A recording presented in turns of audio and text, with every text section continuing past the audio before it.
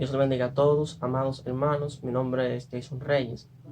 En este día vamos a estar dándole inicio a una serie, la primera serie del canal, titulada El libro de los Salmos, un acercamiento a Dios. En esta serie vamos a estar tratando con una cantidad de salmos que sean los que ministren, no van a ser en un orden cronológico o sucesivo, de 1, 2 y 3, sino que van a ser los salmos que el Señor ponga en mi corazón, que me ministren. Entonces esa misma administración estaré compartiéndola por medio de este medio, por medio de este canal. Vamos a hablar en este día del Salmos número 15, un salmo que muchos conocen, otros se lo saben, y quizás aún sabiéndoselo, no han profundizado en lo que el salmo encierra en sí. Es decir, no han conocido a profundidad aquel salmo. Un salmo que implica un compromiso, pero que da una clave de cómo permanecer firme en el Señor, de cómo no resbalar jamás. Una clave que quien la sigue va a alcanzar lo que el salmo dice. El que hace estas cosas no resbalará jamás. Vamos a comenzar leyendo. Pueden buscar su Biblia, o si no la tienen pueden escuchar. Lo voy a leer completo para que así tengamos una idea total del Salmo. Salmo capítulo 15 está titulado, la Biblia Reina Valera 1960, Los que habitarán en el monte santo de Dios. Los que habitarán en el monte santo de Dios. Dice, en el nombre de Jesús: Jehová, ¿quién habitará en tu tabernáculo? ¿Quién morará en tu monte santo? El que anda en integridad y hace justicia, y habla verdad en su corazón. El que no calumnia con su lengua, ni hace mal a su prójimo. No admite reproche alguno contra su vecino. Aquel a cuyos ojos él es menospreciado, pero honra a los que temen a Jehová. El que aun jurando en daño suyo, no por eso cambia. Quien su dinero no dio a usura, ni contra el inocente admitió cohecho. El que hace estas cosas no resbalará jamás. Amén. Primero que todo, quiero comenzar hablando sobre una parte que da una idea general del Salmo. Una parte que dice que él pregunta, el salmista comienza diciendo, ¿quién habitará en tu tabernáculo? Entonces, el que habita en el tabernáculo es que lleva todos los beneficios. Ahora, hay que preguntarse de qué tabernáculo está hablando. ¿De qué tabernáculo está haciendo referencia el salmista en este momento? Primero vamos a dar una definición de qué es un tabernáculo y luego vamos a ver un poco sobre el tabernáculo en la Biblia. Un tabernáculo en hebreo significa literalmente una morada o cualquier tienda o morada temporal. Es decir, una tienda que se haga temporal o una morada de alguien, ese es su tabernáculo, pero de una manera ya que no tiene que ver nada con espiritual, sino simplemente como una casa, una morada de alguien. Luego vamos entonces a hablar sobre el tabernáculo de Israel. Lo primero es, ¿qué simboliza el tabernáculo? ¿Qué simbolizaba y qué simboliza?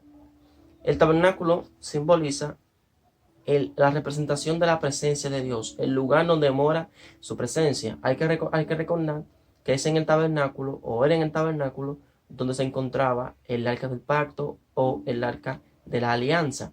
Un arca que representaba la presencia de Dios literal, el lugar donde estaba su presencia en medio de los dos querubines. Entonces vamos a hablar un poco sobre ese tabernáculo. Para no hacerlo tan extenso, vamos a leer, se encuentra en el capítulo 25 y 26, el tabernáculo del libro de Éxodo. Vamos a leer qué se requería para la construcción, sencillamente en el capítulo 25. Ya usted con más tiempo puede de esa manera profundizar en el tabernáculo, es decir, en su hechura. Aquí habla solamente una parte de cómo se hacía, o cómo se hace, cómo se hizo. Jehová habló a Moisés, capítulo 25, diciendo: Di a los hijos de Israel que tomen para mí ofrenda. De todo varón que diere de su voluntad, de corazón, tomaréis mi ofrenda.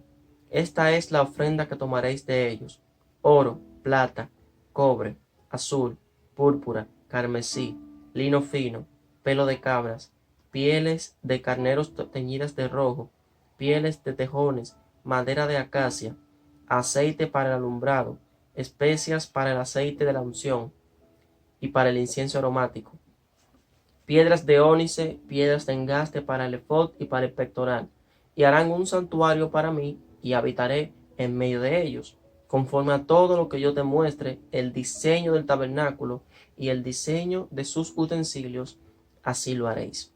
Vemos aquí cómo Dios le da un mandato puntual, enseñanzas puntuales de cómo debía hacerse ese tabernáculo. Lo primero que pide materiales que son simbolizando pureza, simbolizan la pureza de Dios, especialmente el oro. Luego habla de medidas conforme a qué va a ser el tabernáculo. Dice, conforme a todo lo que yo te muestre, el diseño del tabernáculo y el diseño de todos sus utensilios, así lo haréis. Aquí vemos algo importante. Dios es quien establece los parámetros de cómo quiere que se hagan las cosas para Él, ya que son para Él. Luego, en Hebreos encontramos que ese tabernáculo, o el tabernáculo del arca, era simplemente una imagen de lo que había en el cielo, o lo que hay en el cielo. En Apocalipsis habla de la revelación del arca del pacto del cielo, que es la tierra, que el cielo se abrirá y va a ser vista por los hombres. Es decir, Dios está diciendo a Moisés, hazlo de esta manera, por el hecho de que también existe de aquella manera en el cielo. Son misterios que la palabra habla, pero que no son el tema por el momento de este video. Entonces, el tabernáculo, la presencia de Dios en la tierra, especialmente el arca, pero el tabernáculo en sí, el tabernáculo encierra o tenía dentro el arca de la alianza. Quiero que vayan siguiéndome y voy a ir repitiendo el salmo para que no se pierda la secuencia, repitiéndolo para que así vayan entendiendo la importancia o la profundidad de ese primer versículo. ¿Quién habitará en tu tabernáculo? En el monte santo de Dios.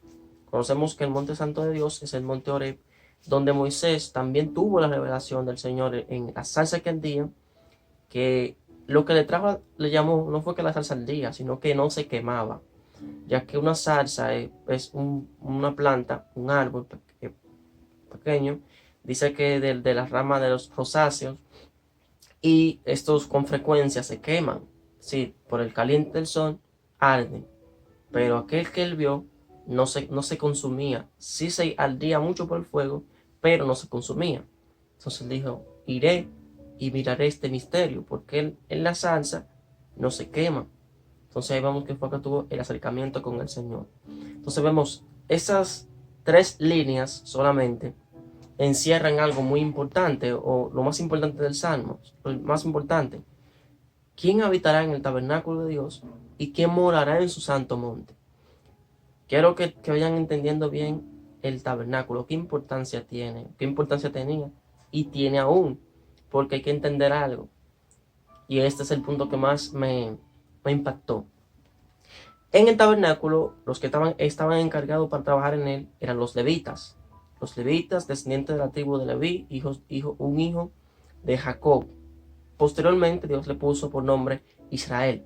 Cambió su nombre cuando luchó con el ángel de Jehová y dice que luchaste con los hombres y con Dios y venciste. Entonces, por eso le puso su nombre Israel. La tribu son tribus de Israel, los hijos de Israel.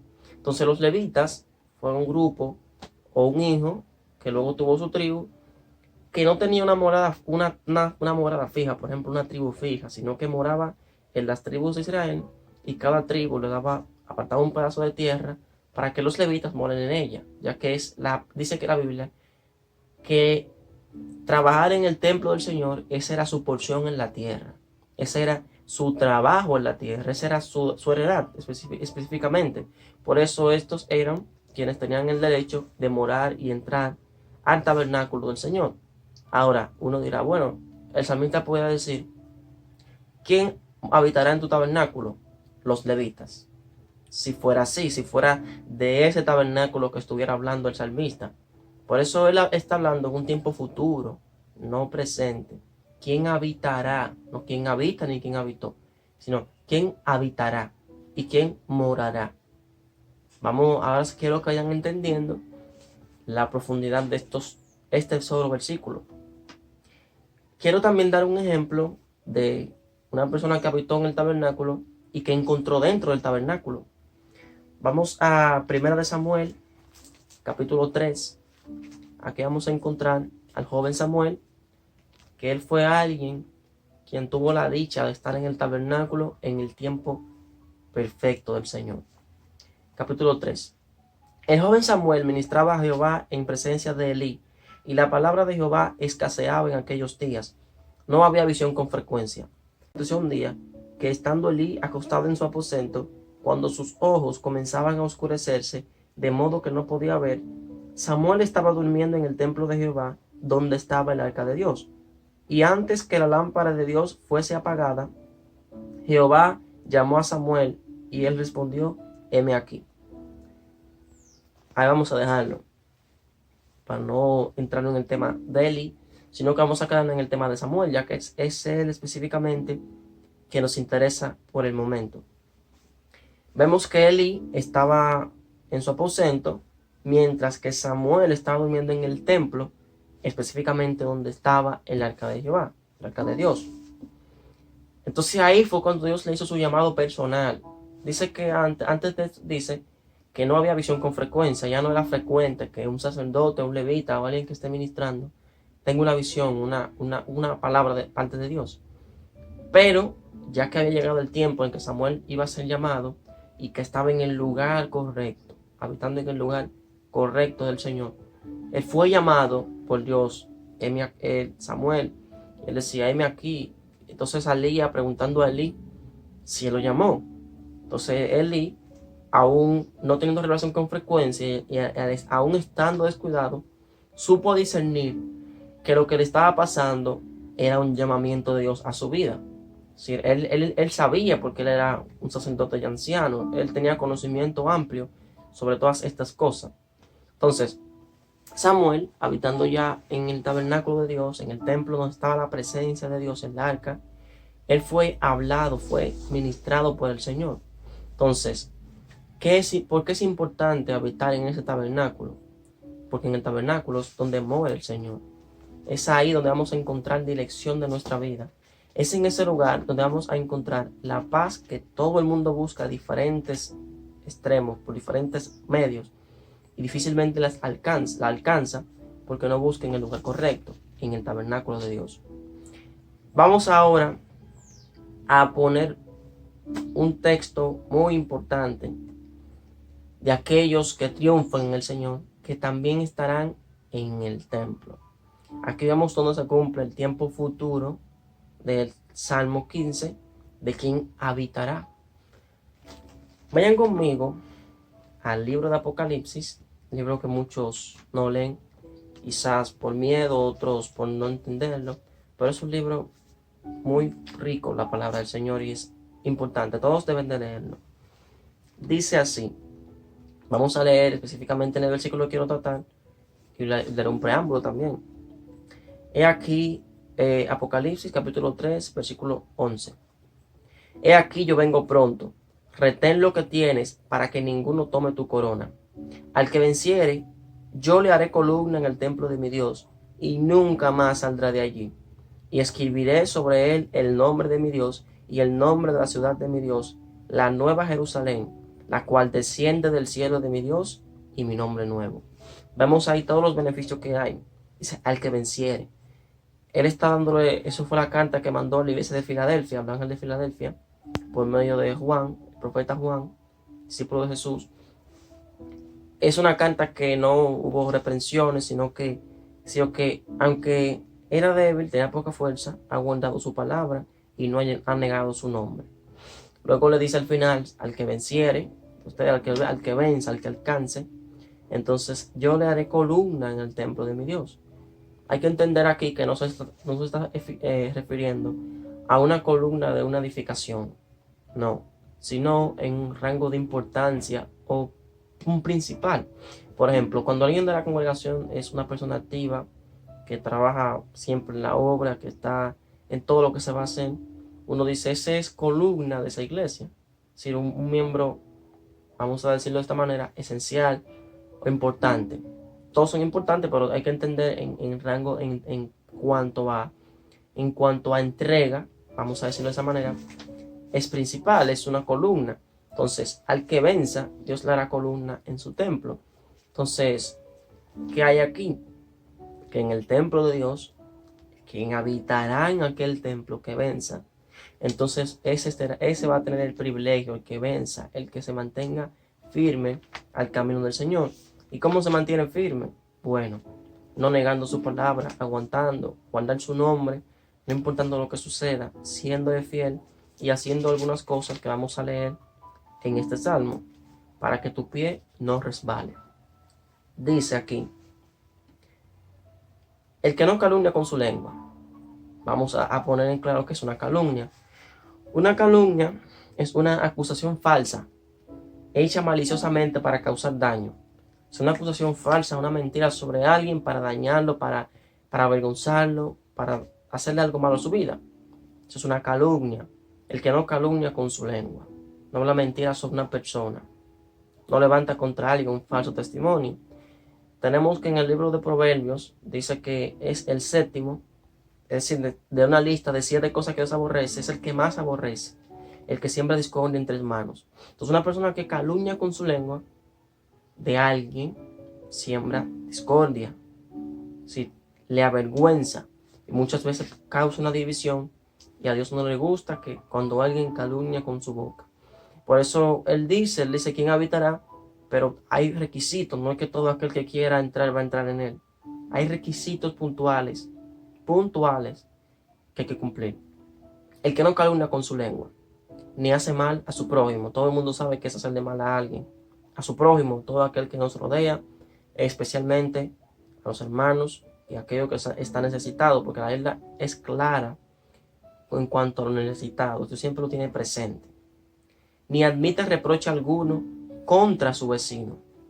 Un reproche es, este verbo hace referencia a sermonear o increpar a otra persona recriminándole algo. Es decir, no admite contra su vecino, contra su persona que está cercana, un reproche. Muchas veces uno se detiene y escucha cuando alguien viene a contarnos algo sobre alguien. Muchas veces es mentira, son chismes, pero uno lo admite. Uno dice, sí, es verdad. O simplemente con tú no decir nada, ya lo estás aceptando. ¿Qué hace eso? Muchas veces daña tu corazón porque te siembra un tipo de un pequeño rencor sobre esa persona, porque ya admitiste, aceptaste ese reproche dentro de ti. Vayan tomando precaución, vayan pensando lo que les voy diciendo. Aquel a cuyos ojos el vil es menospreciado, pero honra a los que temen a Jehová. Entienda lo siguiente, entiéndalo para que no se equivoque. Que el vil es menospreciado no significa que lo trates como menos, no significa que lo tengas así como, ¿me entiendes? Sino en el sentido de que tú no apruebas eso que está haciendo, no te gozas en su maldad. Dice la Biblia que no codiciemos ganancias deshonestas. Eso es, por ejemplo, una persona que tenga ganancias deshonestas es una persona vil, persona malvada, maliciosa. El vil es menospreciado en el sentido de que tú no apruebas eso que está haciendo. No te sientes superior a él, sino que no apruebas eso que está haciendo y por lo tanto no te agradas en su caminar. Luego dice, pero honra a los que temen a Jehová. Reconocimiento, una palabra de gratificación a aquellos que temen a Jehová, aquellos que sirven a Jehová, lo honran, lo reconocen que está haciendo lo bueno, y sería muy recomendable que también lo imiten. Sí, sería muy recomendable imitar a aquellos que temen a Jehová, porque sabemos que en su temor ese es el principio de la sabiduría bíblica. El que aún jurando en daño suyo, no por eso cambia. Bueno, aquí hay algo importante. En aquel tiempo se permitían los juramentos, ya que la ley decía, jurarás por el Señor tu Dios. Pero hay que entender lo siguiente. Eso lo decía al final de una lista de cosas que tenía que hacerse. Y lo principal era temerle, obedecerle, guardar sus mandamientos, recordarlos. Si tú hacías todo eso, entonces tú tenías el derecho de jurar por él. ¿Por qué? Porque vivías conforme a él ibas a cumplir tu juramento. Pero si tú no eres una persona que lo hacía, si tú eres simplemente un impío, no pongas en tu boca su juramento ni su nombre. Pero Jesús dice, ya no juren, sino que sea vuestro hablar sí, sí, no, no. Hay que entender eso, es una palabra muy importante. Hay que entender que no podemos jurar por el hecho de que somos la mayoría de las veces incapaces de cumplirlo. Dios puede hacerlo porque Él es Dios. Él cumple su palabra, nunca la retarda, su promesa la cumple. Pero nosotros estamos rodeados de debilidad. Por eso dice en Eclesiastés que no ofrezcamos el sacrificio de los insensatos, que ellos entran a su presencia y prometen y prometen y prometen. Entonces, quedan atados con las palabras de su boca. Entonces, si ya prometiste, cúmplelo rápido, pero no lo hagas, porque Jehová está en el cielo y tú en la tierra. Saben que Él no lo hará al justo por inocente. Ay, perdón, al impío por inocente. Entonces, no juren. Por último, quien su dinero no dio a usura, ni contra el inocente admitió cohecho. El que hace estas cosas no resbalará jamás. La usura significa cobrar un impuesto más alto, un préstamo más alto de lo que es justo, es decir, cobrar excesivamente, un interés excesivo de un préstamo. Esa es la usura. Y el cohecho es el soborno. Sobornar a alguien, por ejemplo, un juicio, compras el juez con un soborno. Entonces, el que no hace ninguna de estas cosas, su pie no va a resbalar. Entonces, el que su pie no resbala y que trayéndolo ya a lo que el Señor nos dijo, que reteniendo su palabra, no negando su nombre, viviendo conforme a su voluntad, entonces vamos a habitar en su tabernáculo. Habitaremos en el tabernáculo santo del Señor. Ahora, entendiendo qué significa el tabernáculo, entonces vemos la hermosura de este salmo. Y le invito a que lo siga leyendo en su casa, que pida al Señor que hable su corazón y que le ministre. Nunca leyéndola como si fuese un libro más o como si fuese algo de rutina, un compromiso, algo que tú haces porque tienes que hacerlo, sino un deleite. Deleítate pues en Jehová. Eso es lo único en el mundo que no es vanidad. ¿Quién habitará en tu tabernáculo? ¿Quién morará en tu santo monte? Espero que haya sido de mucha edificación a su vida. Que esta palabra no retorne al vacío, que yo sé que nunca lo harán, porque la palabra dice que esta no retornan al vacío. Que usted la pueda hacer útil a su vida. Y como les dije, acérquese al Señor y lea su palabra. Dios le bendiga.